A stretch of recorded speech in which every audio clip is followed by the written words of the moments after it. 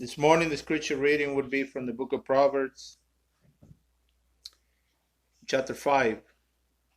Book of Proverbs, chapter 5.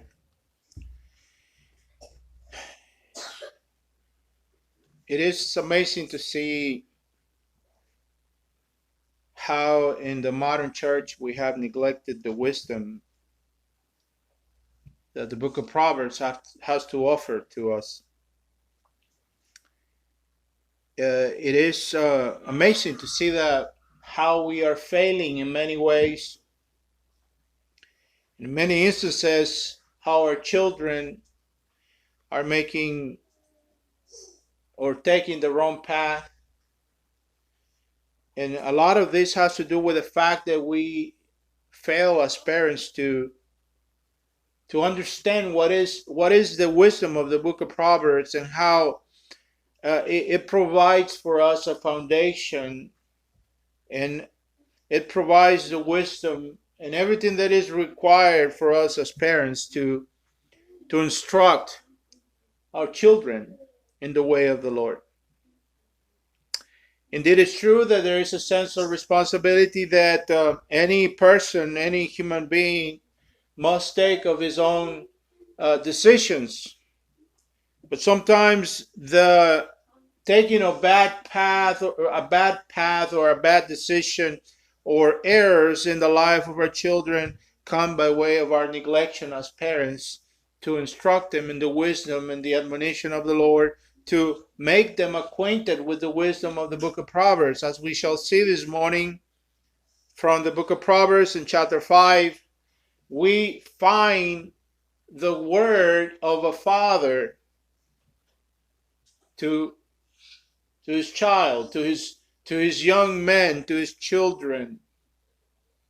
And we often can read through this and apply it mainly in a personal sense, which is correct, which is also a necessary thing. What I mean by that is that we read this and we take it in a personal way. This is speaking to me as the son, but also we neglect that this is the example and this is the word of God intended for parents to understand. This is what us as parents are to give to our children as an understanding. In this case, in this particular portion of scripture, the subject is, my son, stay away from the adulteress. This is the admonition of the text to the young men. My son, stay away from the adulterous woman. Stay away from her path. Stay away from her ways. This is sufficiently clear in the text. We can see this very clear. But also, we neglect to understand that this is what we as parents need to teach our children. You know, we see today in modern society, and the church is not exempted from this. In fact, we have adopted the way of thinking of the world, and we let our children go into the world to find a wife, to find a husband. In many cases, the children that are being brought up in the church, they're not looking for wives or husbands. They're looking for dating. They're looking for a partner. They are trying the waters. You know, it is amazing that we take such a care to raise our children. We take painstakingly efforts to give our children what we deem the best, but yet we are willing to neglect this area which is so important for the life of our children, which is the choosing of their spouses. The idea is she or he goes to college and hopefully they'll meet somebody who is good. But the question is, what have we done? What have we give to them as a way of foundation in order to have the necessary understanding and the necessary wisdom, the necessary tools to be able to discern what is a good woman or what is a good man? We sort of send them out into the world and cross our fingers that they choose wisely when we never did an effort to teach them to understand what is a good woman. In this passage, the wisdom of the Word of God is pleading with the young men to understand the dangers of the adulteress. Listen to what it says, my son, be attentive. This is verse 1. Proverbs chapter 5, verse 1. My son, be attentive to my wisdom. Incline your ear to my understanding, that you may keep discretion and your lips may guard knowledge. For the lips of the forbidden woman drip honey. Her speech is smoother than oil, but at the end she is bitter than wormwood. Sharp as a two-edged sword, her feet go down to death. Her steps follow the path of Sheol. She does not ponder the path of life. Her ways wander, and she does not know it. This is a father speaking to his children, speaking to his boy about the way that the adulteress looks, the way that she operates, and how seductive and enticing she is. This is a description of her ways. And the intention of the author is that the young man will read this and will be warned and will be careful and will stay away from her path. But also that parents will read this and will be intentional in teaching these things to their children. Not only that, but the parents will mold, will take the shape of this father who is intentional in preparing his boy, his children, to go into the world and interact with a world that is full of sin and temptation.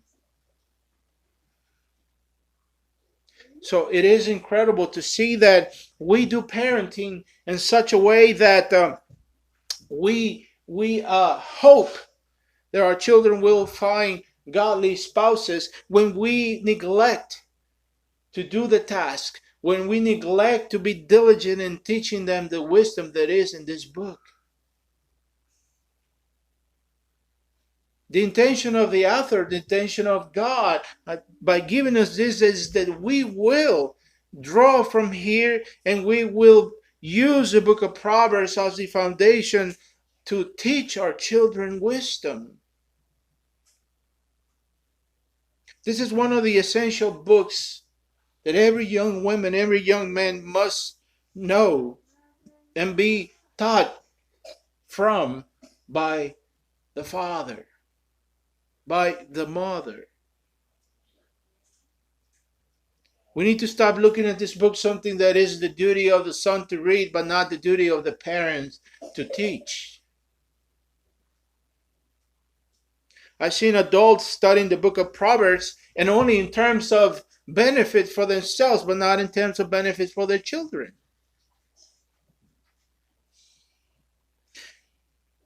We must understand that we must follow the Word of God. And God has an opinion. Listen, the point here is that God has an opinion about the way we educate our children and what we teach our children. I mean, it is obvious in the text that what the author is trying to convey to the reader is to stay away from the adulterous woman. To be warned not to be enticed by her smoothness, by her appealing, by the softness of her lips and the appearance that she projects to the young man and how she entices him. It is obvious. The warning goes that her path leads to death. Now we live in unprecedented times because we have the advent of the internet where sex, where sensuality, it is towered and it is glorified almost in every single place in the media. Where women have lost shame and they parade and careen their wares in front of everybody to see. And we have been so much desensitized that we're not shocked by these things anymore. And this is a world that our children must face.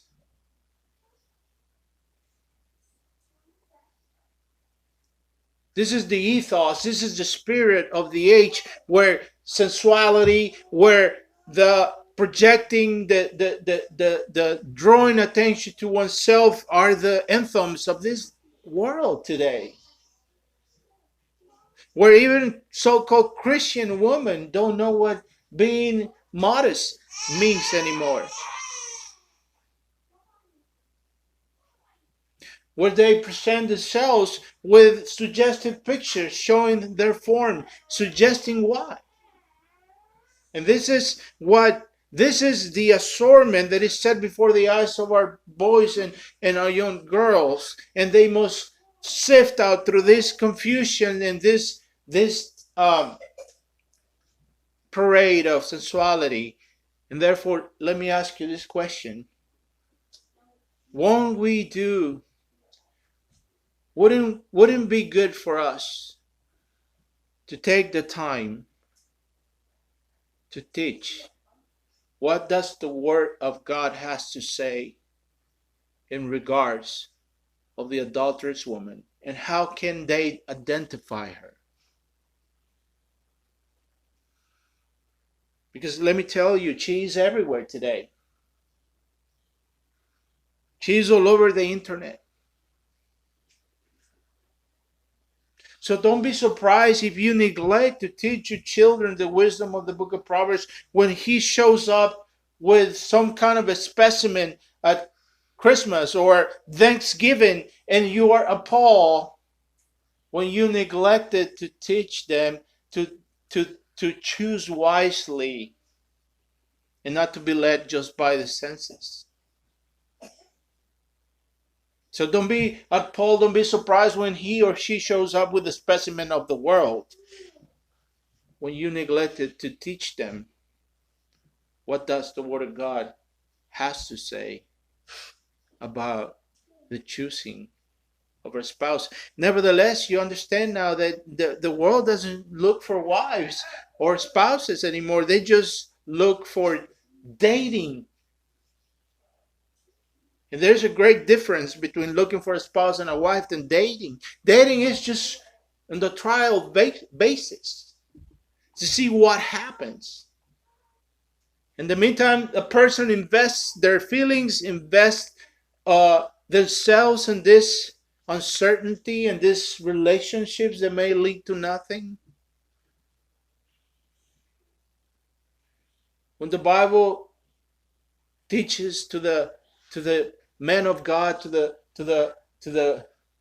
woman of God to look for a spouse, to look for a wife, to look for a husband, not to date. So we would do good if we teach our children the wisdom of the Word of God.